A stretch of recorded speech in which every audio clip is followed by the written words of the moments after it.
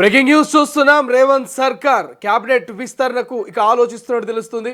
కాంగ్రెస్ ప్రభుత్వం అధికారంలోకి వచ్చి దాదాపుగా 2.5 సంవత్సరాలు అవుతుంది.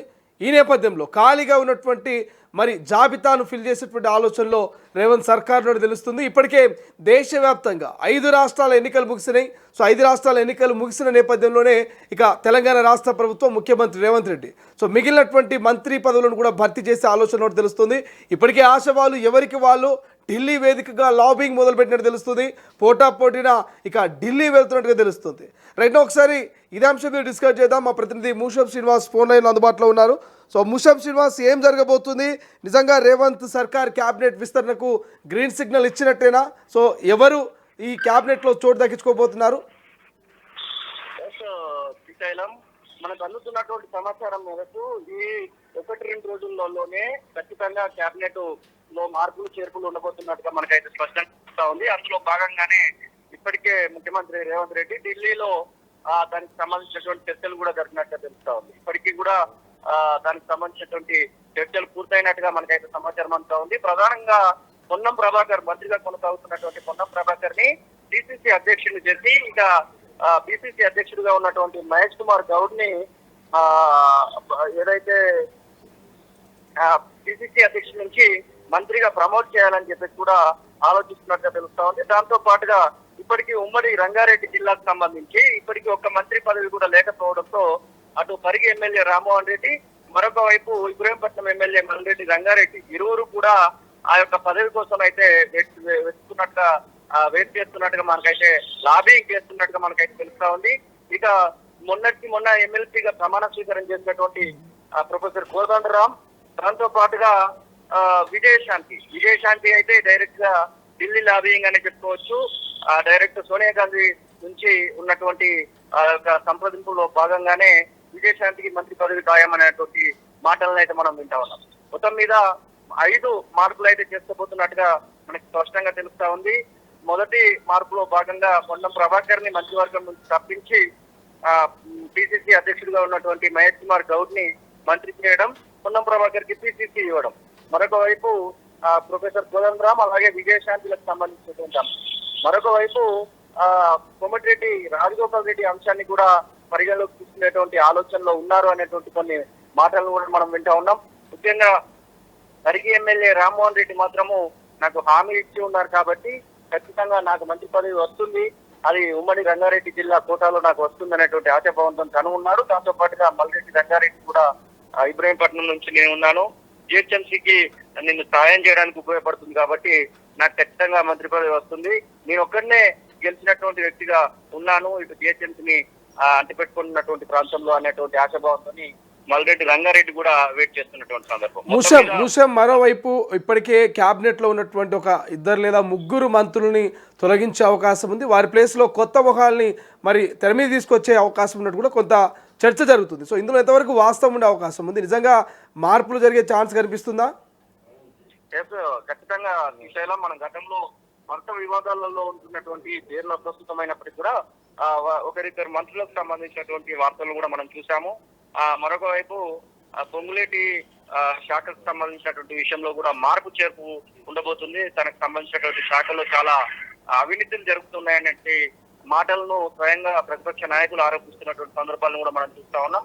మొత్తం మీద అటు ల్యాండ్స్ కు సంబంధించినటువంటి విషయంలో చాలా భారీ ఎత్తున అవకతవకలు జరుగుతున్నాయంటూ ఆరోపణలు వస్తున్నటువంటి నేపథ్యంలో అటు పొంగులేటి శాఖ మార్పు, దాంతో పాటుగా మొదటి నుంచి కూడా తనకు దగ్గర ఉన్నటువంటి శాఖల పైన చాలా అసంతృప్తిగా ఉన్నటువంటి కోమటిరెడ్డి వెంకటరెడ్డి అంశాన్ని కూడా పరిగణలోకి తీసుకోబోతున్నట్టుగా తెలుస్తా ఉంది. కోమటిరెడ్డి వెంకటరెడ్డి ఏ సినిమా మీటింగ్ జరిగినా కానీ అటెండ్ అవ్వట్లేదు. తనకి సినిమాటోగ్రఫీ మంత్రిగా తను అయితే కొనసాగుతున్నటువంటి సందర్భం. తనైతే ఎక్కడ కూడా ఆ యొక్క మీటింగ్స్ లో పాల్గొంటున్నటువంటి సందర్భాలు మనం చూడవచ్చు. ఇంకా ఆర్ఎన్బి శాఖకు సంబంధించి కూడా రోడ్లు భవనాల శాఖకు సంబంధించి కొంత అసంతృప్తితోనే తను ఉన్నట్టుగా మనకైతే తెలుస్తా ఉంది. కాబట్టి మొత్తం మీద ఇటు బొంగులేటి శ్రీనివాసరెడ్డి శాఖ అలాగే కుమ్మటిరెడ్డి వెంకటరెడ్డి శాఖల మార్పులు, దాంతో పాటుగా ఒక ఇద్దరికి మాత్రం ఉద్వాసన పలకడమా లేకపోతే శాఖల్లో మార్పు చేయడమా అనేది చేసేటువంటి అవకాశాలు అయితే కనపడతా ఉన్నాయి చూసారు.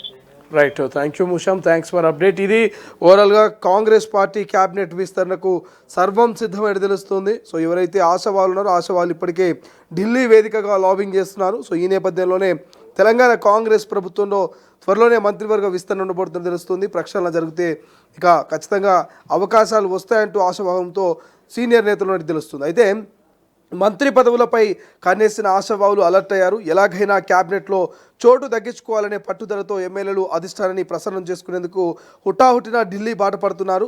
ఉమ్మడి రంగారెడ్డి జిల్లాకు చెందిన సీనియర్ నేతల మధ్య ఇప్పటికే లాబింగ్ కాస్త అంతర్గత పోరుకు దారితీస్తోంది. మంత్రివర్గ విస్తరణ వార్తల నేపథ్యంలో పరిగి ఎమ్మెల్యే రామ్మోహన్ రెడ్డి తాజాగా ఢిల్లీ వేదికగా తన ప్రయత్నాలని ముమ్మరం చేశారు.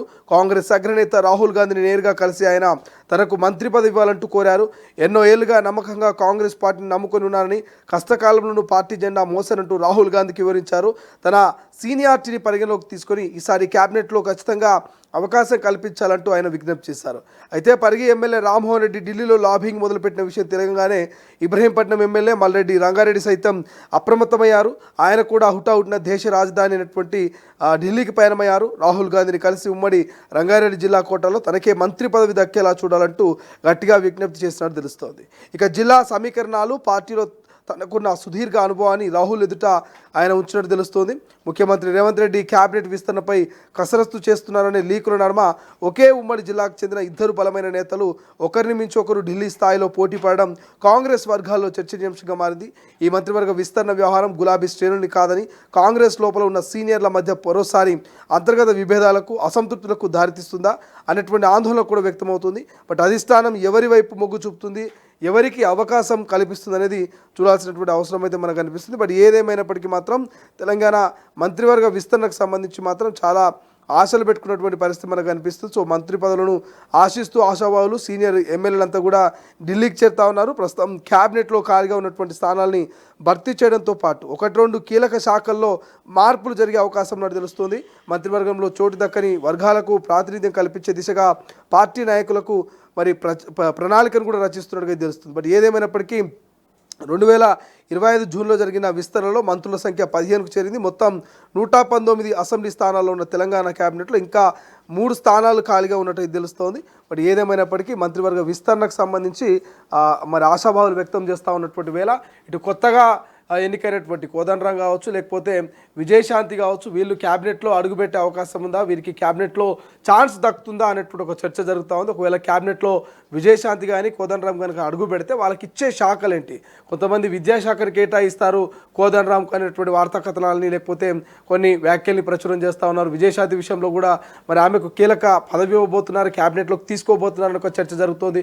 మరోవైపు ఇప్పటికే క్యాబినెట్లో ఉన్నటువంటి ఒక ఇద్దరి మంత్రుల శాఖలను మార్పులు చేయడమా, లేకపోతే ఆ మంత్రులను మరి ఆ మంత్రివర్గం నుంచి తీసేసి వేరే కొత్త ముఖాలని మంత్రివర్గంలోకి తీసుకునేటువంటి అవకాశం ఉందంటూ కొన్ని వార్తా కథనాలు, కొంత లీక్స్ అయితే వస్తూ ఉన్నాయి. బట్ ఈ లీక్లన్నిటికీ పులిస్టా పడాలంటే మంత్రివర్గ విస్తరణ మీద ముఖ్యమంత్రి ఇటు కాంగ్రెస్ ప్రభుత్వం ఒక క్లారిటీ ఇస్తే కానీ ఒక పులిస్టా పడినటువంటి పరిస్థితి. చూద్దాం అదృష్టవంతులు ఎవరు మంత్రివర్గంలో అడుగుపెట్టబోతున్నారు. మరోవైపు పొన్నం ప్రభాకర్ పిసిసి చీఫ్గా వచ్చే అవకాశం ఉంది. పొన్నం రీప్లేస్మెంట్గా మంత్రివర్గంలోకి మహేష్ కుమార్ గౌడ్ వెళ్ళే ఛాన్స్ ఉందంటూ కూడా కొంత మరి వార్తా కథనాలు వస్తున్నటువంటి వేళ కొన్ని లీకులు కూడా ఇంటర్నల్గా కాంగ్రెస్ పార్టీ నుంచి వస్తూ ఉన్నాయి. కాబట్టి సో ఈ లీకుల్లో ఎంత నిజం, ఎంత అబద్ధం, ఎంత వాస్తవం అనేది బట్ ఫ్యూచర్లో చూడాల్సిన అవసరం అయితే ప్రస్తుతం కనిపిస్తోంది.